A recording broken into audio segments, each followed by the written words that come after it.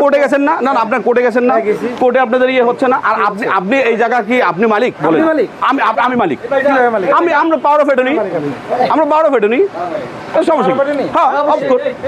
আপনি কিসের মালিক আপনি বলেন। একটা সমস্যা হচ্ছে 2023 সন থেকে হঠাৎ করে আইসা আমাদেরকে বলতেছে এই জায়গা আমাদের, খাজনা খারিজ করে নিয়ে আসছে জায়গা আমাদের। তো ওদের খাজনা খারিজ আছে, তো ঠিকই জেনুইন খাজনা খারিজ ছিল। তো আমরা ওটা তল্লাশি করে দেখলাম যে এটা ভুয়া দলিল দিয়ে জালজালিয়াতি করে খাজনা খারিজটা করছে। তো আমরা মামলা দিলাম, কোর্ট সিআইডি রিপোর্ট দিল, সিআইডি রিপোর্টে আসছে ওটা জালজালিয়াতি ছিল, স্পষ্ট আসছে যে ওটা জালজালিয়াতি ছিল। ওদেরকে গ্রেপ্তারি ওয়ারেন্ট দিল, ওরা জামিন নিতে গিয়ে জেলে গিয়ে চলে গেলো, এখনও অস্থায়ী জামিনে আছে। এখন জবরদস্তি করে আইসা, জোরপূর্বক আইসা দখল করার পায় তারা, আর কিছু না। এটাই এরা এই যে ওই মানে নামটা এটা করাইছিল এসএম রফিক নামে একজন, এসএম রফিকদের যারা পাওয়ার আছে তারাই তাদের যোগ সাথে সেটা করতেছে আর কি।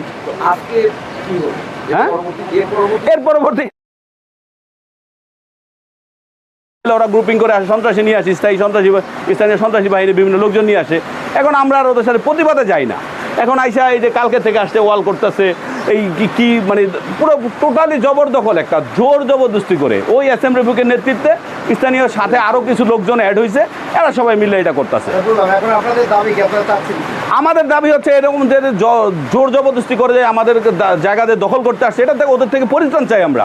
ওদের কাগজ দেখাক, ওদের কাগজ সঠিক থাকলে গোলাম কবির সাহেবের ফ্যামিলি জায়গা দিয়ে দেবে, কোনো সমস্যা নাই। কাগজ যার জমি তার।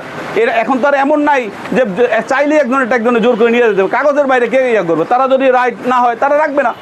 গোলাম কবির সাহেবের ফ্যামিলি তো জায়গা চাচ্ছে না, যদি তার অন্যায়ভাবে চাচ্ছে না, তাদের কাগজপত্র এভরিথিং সব আছে, ওনার কাগজপত্র যাচাই করে দেখুক। কোর্টে মামলা করছে, একটা মামলা তো ওনারা উইন করে নাই।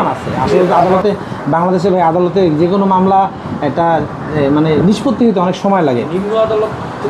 নিম্ন আদালতে না, এখনো কোনো রায় হয় নাই, নিম্ন আদালতে আছে মামলাটা। ঠিক আছে, আচ্ছা এখানে আদালতের রায় আছে, আপনারা বললেন আদালতে চলমান। জি, তাহলে ওই চলমান অবস্থায় আপনারা একটা বিবাদপূর্ণ জমিতে এখন যে কাজ শুরু করলেন নতুন করে, এইটা করা কত? হ্যাঁ, আমাদের একটা ইনজেকশন, আমরা একটা ইনজেকশন করছি যে ভাই আমাদের যে 32% জমি, ঠিক আছে, এই কোর্ট একটা ইনজেকশন দিছে আমাদের পক্ষে যে আমরা আমাদের যে জমিটা আছে এটা একটা যে আপনারা একটা নোটিশ দেখছেন সম্ভবত, আমাদের পক্ষে একটা নোটিশ দেওয়া হয়েছে।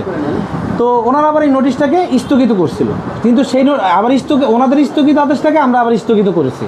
তো সেই হিসাবে আমাদের ইনজেকশনটা জারি আছে। তা আমাদের ইনজেকশন যদি জারি থাকে তাহলে আমাদের জায়গায় তো আমরা বাউন্ডারি করতে পারি, এটা বাংলাদেশের ল অনুযায়ী।